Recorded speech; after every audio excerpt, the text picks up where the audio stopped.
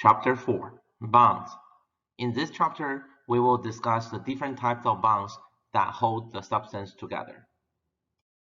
Atoms interact with one another to gain stability. Stability related to the number of electrons in an atom and related to the location of the atom on the periodic table. Group 18 noble gases family do not interact with anything. They are really stable, inert, under a lot of conditions, with only a few exceptions. Each period on the periodic table represents a new energy level. Each element from left to right in the period has one more electron than the element before it. The outermost energy level of the last element in each period is completely filled. This pattern characterizes the noble gases. Each noble gas has a completely filled period and an ideal number of electrons. The number of elements that spans period 1 is equivalent to the number of electrons in the first energy level of the atom, because each successive element adds one electron. What do I mean by that?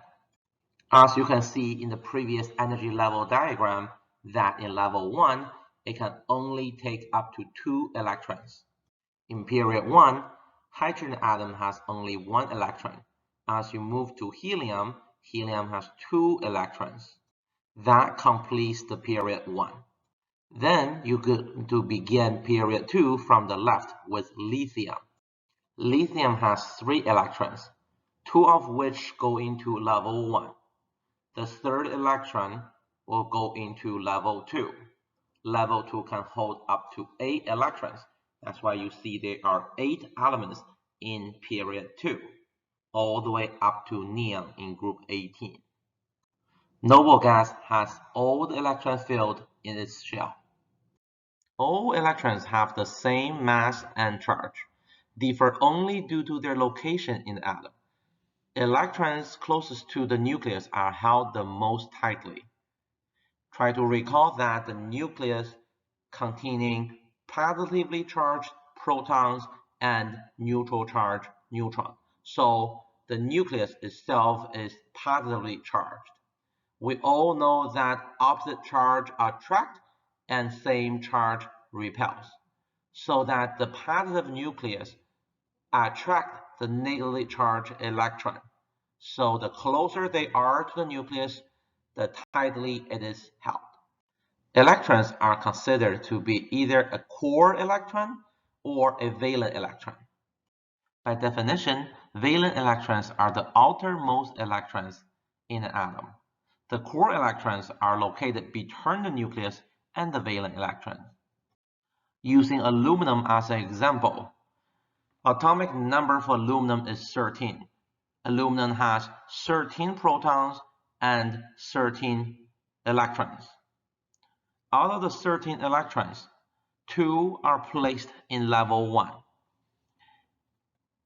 8 electrons are placed in level 2, and 3 electrons are placed in level 3. We can simply write it as 2-8-3. The electrons in level 1 and level 2, there are 10 of them, are the core electrons. The electrons in level 3 are the valence electrons. Which electrons are the most important to a chemical reaction? The answer is valence electrons. The valence electrons are farther away from the nucleus than the core electrons, loosely held by the nucleus. They are very likely to gain, lose, or share electrons with another atom to gain stability and form a compound. On the other side, core electrons do not take part in a chemical reaction. In the nitrogen example on the right, nitrogen has 7 electrons total. 2 electrons are the core electrons, and 5 electrons are the valence electrons. These 5 valence electrons are shielded from the positive charged nucleus by 2 core electrons. The arsenic atom has 33 electrons. They are 5 valence electrons and 28 core electrons. These 5 valence electrons are shielded from the positive charged nucleus by the 28 core electrons. The octet rule is the tendency of atoms to prefer to have 8 electrons in the valence shell. When atoms have fewer than 8 electrons, they tend to react and form more stable compounds. All noble gases obey the octet rule and have 8 electrons in their outermost shell. Another way to say that atoms obey the octet rule is to say they possess a noble gas configuration of electrons. How to quickly determine the number of valence electrons in an atom? You don't have to assign electrons at each energy level one by one, then count the electrons in the outermost energy level. Bear in mind that the electrons in the same family share similar properties. This is because they all have the same valence electrons. Therefore, all group 1 elements have 1 valence electron. Group 2 elements have 2 valence electrons. Group 13 elements have 3 valence electrons. Group 14 has 4. Group 15 have 5. Group 16 has 6. Group 17 have 7. And group 18 has 8 valence electrons. Atoms achieve stability and a noble gas configuration of electrons by gaining or losing electrons. For example, sulfur has 6 valence electrons. It will gain 2 electrons to achieve a noble gas configuration of argon. One may have a question, could sulfur lose 6 valence electrons to achieve the noble gas configuration of neon of the previous period? In theory, yes. But it will take a huge amount of energy to remove the 6 valence electrons, then simply add 2 electrons to it. You always want to turn your atom to the nearest noble gas. In another example, if you take 2 electrons from an atom of magnesium, it will have the same number of electrons as the nearest noble gas of neon. The Lewis dot diagram is used to keep track of valence electrons. It provides a visual way to see how many valence electrons an atom has. Each electron in the Lewis dot diagram is represented as a dot. Imagine the atom with 8 vacancies, like this one right here, with 2 vacancies on each side. There are 3 valence electrons in boron. Now we're putting these electrons into the vacancies. But do not put 2 on the same side until all sides have 1 electron. You first going to put 1 on here, another one on here, another one on here, and then leave this side blank. As shown below, these 4 are all valid Lewis structure or Lewis dot diagram of boron. A lone pair is a pair of electrons in a Lewis dot structure. A pair meaning 2 electrons. It is also called a non-bonding pair. Fluorine has 3 lone pairs. They're here, 1 pair, 2 pairs, 3 pairs, and the last one is not a pair because there's only 1 electron. If these vacancies were filled, then there would be an octet of electrons around fluorine. Let's do some practice problem on the Lewis dot diagram of period 2 elements. Before we begin, let's review the rules.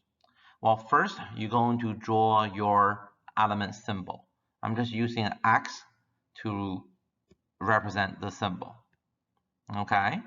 And imagine that there are 4 sides of a square. Okay? So you can only put 2 dots on each side of the square. Okay?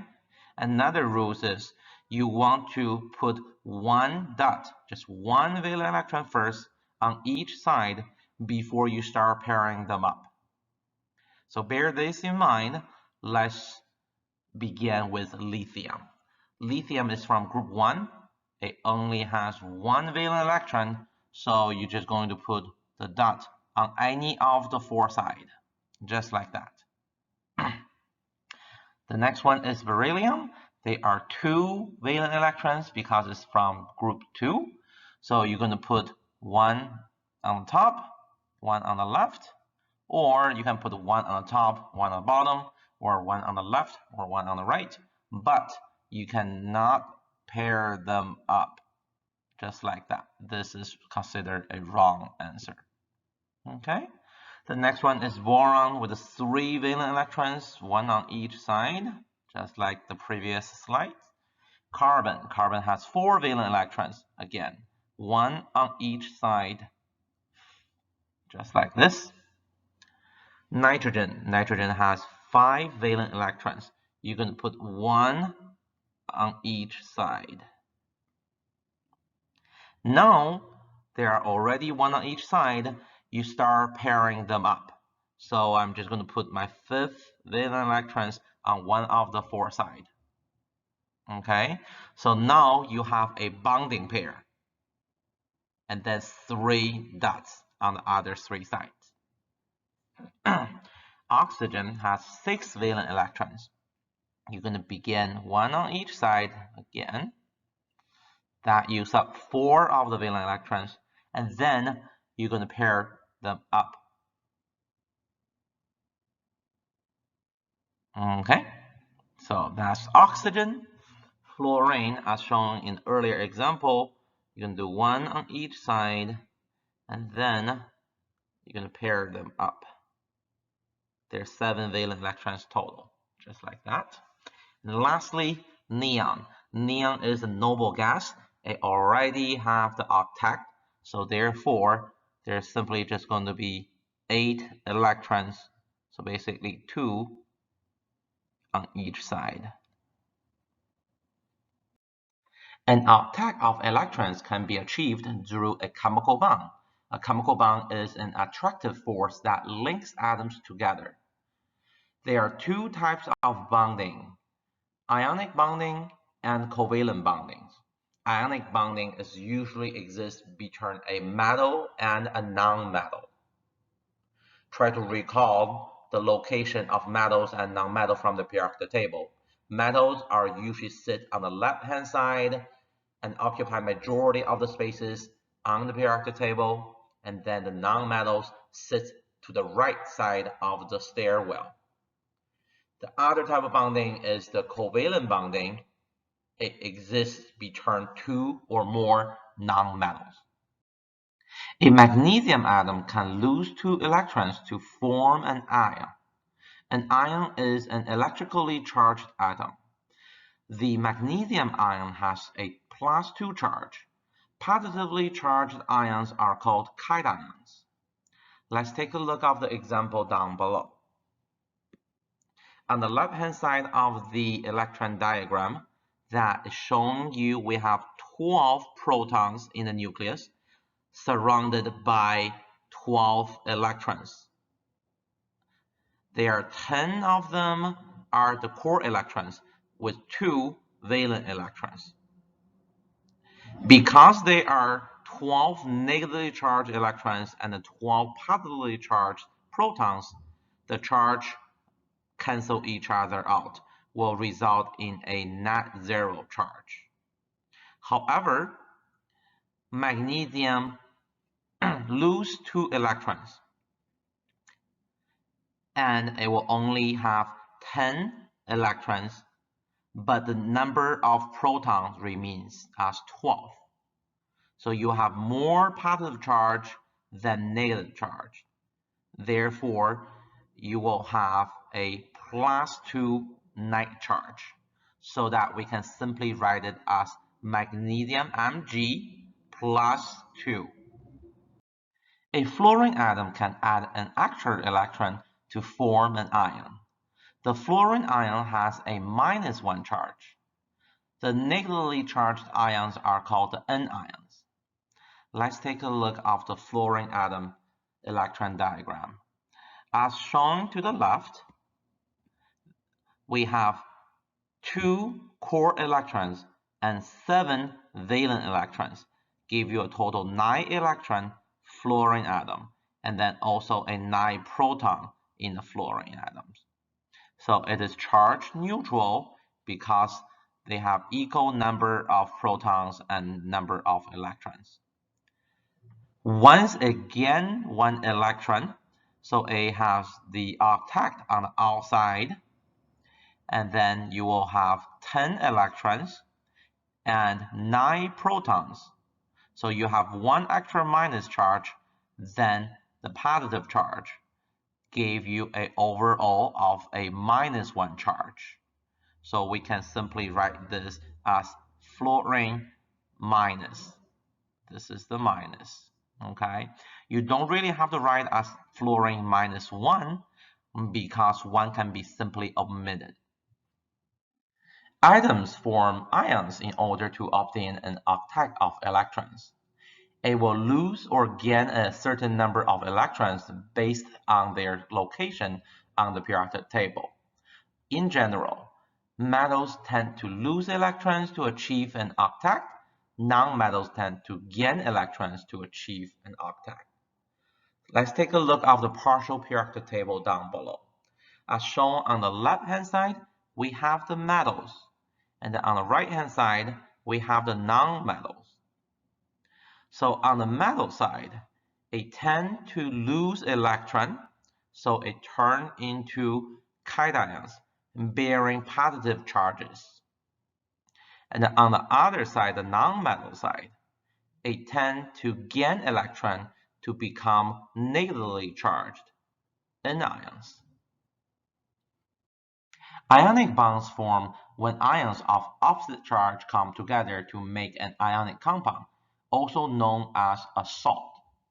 The term salt used in here is a more generic term. It is not only for our table salt sodium chloride. Positive and negative ions combine together into an ionic compound that have no net charge. As an example shown below, we have magnesium 2 plus react with 2 fluoride minus, give you MgF2 magnesium fluoride, an ionic compound, or a salt. How could it have no net charge of the magnesium fluoride? If you look at the charge of magnesium cation, it is 2 plus charge. The charge for fluoride is 1 minus charge. However, they are 2 of the 1 minus charge. That gave you an overall 2 minus charges, which is balance out the 2 plus charge from the magnesium cation to give you a charge neutral magnesium fluoride MgF2 salt. On this page, we will learn how to name a binary ionic compound. A binary ionic compound meaning that it only has 2 types of elements in its formula. First, we name the cation as it is, followed by adding the anion name by adding IDE to the root of the name of the nonmetal that forms the anion. Some common anion names are as following: hydride, H-, nitride, N3-, phosphide, P3-, oxide, 2-, sulfide, S2-, selenide, Se2-, fluoride, F-, chloride, Cl-, bromide, Br-, iodine, I-. You can always refer back to this table when you need to name an ionic compound. You're probably wondering, how would I remember all the different charges of cations and anions? There is a very simple way of knowing them by looking at the group numbers of the periodic table. Metals are on the left-hand side of the periodic table. They tend to lose their electrons to achieve an octet. Therefore, they will turn into a cation. Group 1 often result a 1+ charge for their ion. Group 2 often result a 2+ charge for their ion. Group 13, or in the old way we call that is a group 3, they usually have a 3+ for their ions. Carbon is a little special one. It could be a 4+ or 4-, meaning that it could be a cation or anions, because it's the same electrons that you need to gain or lose to achieve an octet. As we move towards the right-hand side of the periodic table, we're hitting on those nonmetals. Nonmetals will gain electrons to become an octet. Therefore, it will turn into an anion. Nitrogen family often results a 3- for their anion. Oxygen family, 2-. Fluorine, the halogen family, you can end up with a 1-. And on the far right, we have the noble gas. They don't like to react, therefore they often have a 0 charge, a neutral. Let's do some of the practice problem down below. Well, the first one is asking between potassium and chloride. So potassium is from group 1, therefore potassium is making a +1 charge or 1+ charge. A lot of the time I'm just kind of using that interchangeably. And chloride making a 1- charge. So we just write the minus. In order for you to put them together, you can just put 1 for subscript of each, which is equivalent to KCl. You don't have to show the subscript when it's 1. Next one, sodium. Sodium is from group 1, therefore it's a + charge. Sulfur. Sulfur is from group 16, is a -2 charge or 2- charge. Therefore, you need to have 2 sodiums to give 2+ charge that balance out the 2- charge from the sulfur. So you simply put 2 under the sodium and then leave sulfur as just 1. So you omit that. Gave you the formula as Na2S. Beryllium is from group 2. That is a 2+ charge. Fluoride is -1 charge. You would need to double the amount of fluoride to make it into -2, which cancel out with the +2. So therefore, you will end up with a BeF2. The last one is a little tricky. Aluminum is a 3+ charge, and oxygen is a 2- charge. You cannot simply just change one but not the other, but you can multiply the positive side by 2, you will have +6. On the negative side, on the anion side, you're going to multiply by 3, give you a -6, and then they will cancel each other out. Therefore, you will need 2 aluminums and 3 oxygen. Give you the formula as Al2O3. Most ionic compounds exist as 3-dimensional crystals. The formula unit is the smallest repeating anion-cation pattern in a crystal. Like the picture shows to your right is NaCl, sodium chloride.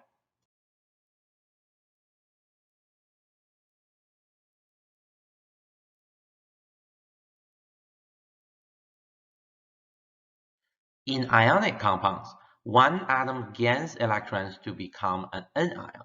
Another atom loses electrons to become a cation.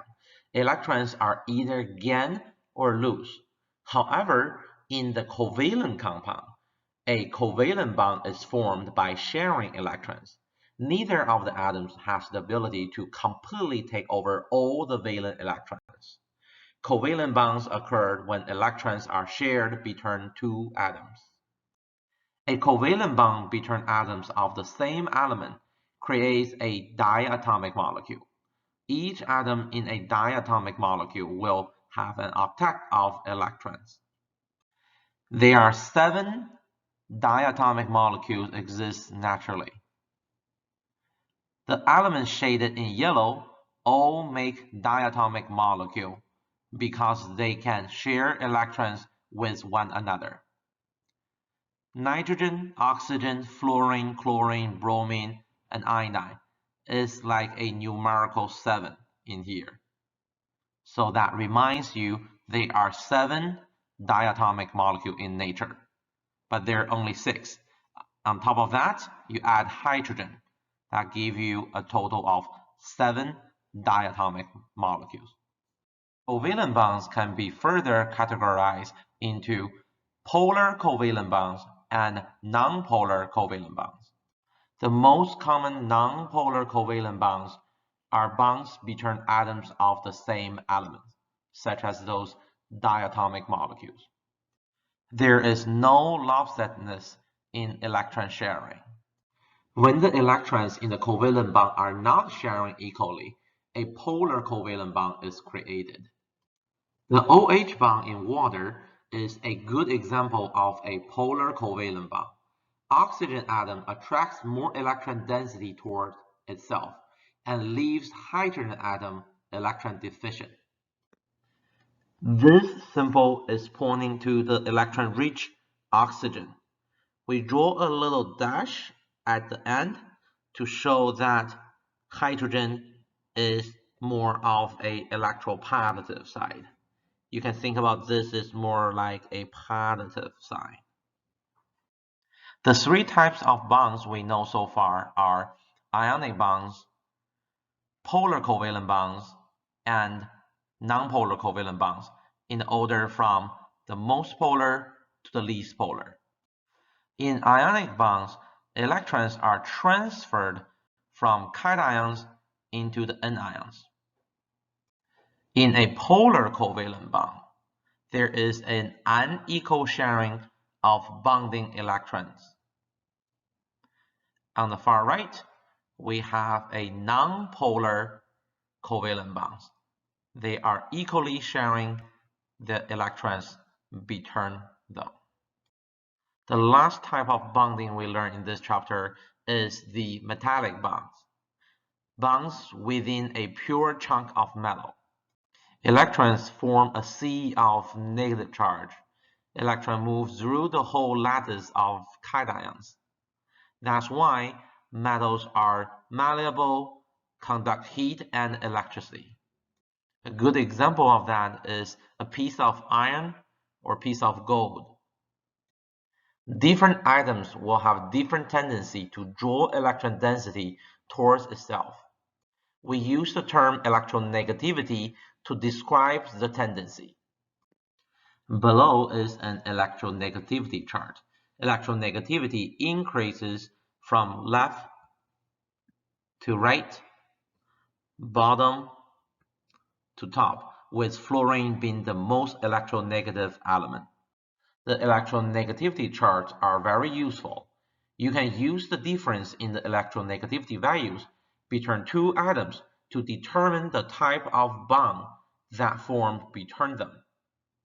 If the electronegativity difference between two atoms is large, meaning the difference is greater than 1.7, they will likely to form an ionic bond. If it's moderate, the electronegativity difference is somewhere between 0.4 to 1.7, it is more likely to form a polar covalent bond. If it is negligible, meaning that the electronegativity difference is less than 0.4, it will form a nonpolar covalent bond.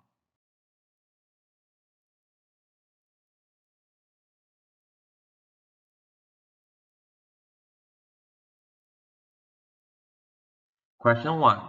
Which list shows the total number of electrons, the number of core electrons, and the number of valence electrons in a magnesium atom? A. 10, 12, 2. B. 2, 10, 12. C. 12, 10, 2. D. 10, 2, 12. Please pause the video here. The correct choice is C, 12, 10, and 2. To solve this problem, you first locate the magnesium on the periodic table. It has an atomic number of 12. Atomic number tells you the number of protons and the number of electrons. They are 12 electrons. Then, out of the 12 electrons, you're going to put in 2 electrons in your first shell or first energy level, followed by 8 electrons in the second energy level. And then you're going to put 2 more on the third energy level. The definition of a valence electron is the outermost electron. So the shell number 3 or energy level number 3 holds 2 electrons. The 2 in here is the valence electron. And then you add the first 2 electron shell together, that gave you 10 electrons for the core electrons. Question number 2. How many dots are there in the Lewis dot diagram for silicon? A. 4. B. 8. C. 2. D. 6. Please pause your video here. The correct answer is A. 4. Silicon is below carbon in the carbon family. All elements in the carbon family will have 4 valence electrons. So you're first going to draw your symbol, Si. And then those 4 valence electrons, 1 on each side. So you will have 4 dots for the Lewis dot diagram. Question 3. What is the charge of a calcium ion? A. Calcium 3 plus. B. Calcium 4 plus. C. Calcium plus. D. Calcium 2 plus. Please pause the video here. The correct answer is D. Calcium 2 plus. Calcium is from group 2, therefore it will lose 2 electrons to turn into a cation, calcium 2 plus. All group 2 elements gave 2 plus charge. Question 4. What is the charge of ions that form in all group 16 elements? A. -1. B. -2. C. +1. D. +2. Please pause your video here. The correct answer is B. -2 charge. Please refer your answer to slide number 19. Question 5. What is the chemical formula of sodium oxide? A. Na2O. B. NaO. C. Na2O2. D. NaO2. Please pause your video here. The correct answer is choice A, Na2O. Sodium is a +1 charge. Oxygen is a -2 charge. Let me rewrite it here.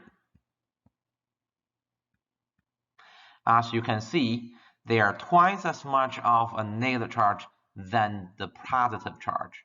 Therefore, you need to multiply the positive charge by 2 to give you a +2 charge, which will cancel with the negative charge and give you a net 0 charge for the compound. So the correct formula you need to have is Na2O. Question 6. What ions are in one formula unit of aluminum oxide? A. There are 3 aluminum ions and 3 oxide ions in one formula unit of aluminum oxide. B. There are 3 aluminum ions and 2 oxide ions in one formula unit of aluminum oxide. C. There are 2 aluminum ions and 2 oxide ions in one formula unit of aluminum oxide. D. There are 2 aluminum ions and 3 oxide ions in one formula unit of aluminum oxide. Please pause the video here. The correct answer is D. There are 2 aluminum ions and 3 oxide ions in one formula unit of aluminum oxide. Recall from slide number 19, the formula of aluminum oxide is Al2O3. The subscript 2 tells you how many aluminum ions there, and the subscript 3 tells you how many oxide ions needed. Question number 7. Which element is a diatomic element? A. Helium. B. Phosphorus. C. Nitrogen. D. Neon. Please pause the video here. The correct answer is C. Nitrogen. There are 7 diatomic elements in nature: hydrogen, nitrogen, oxygen, fluorine, chlorine, bromine, and iodine.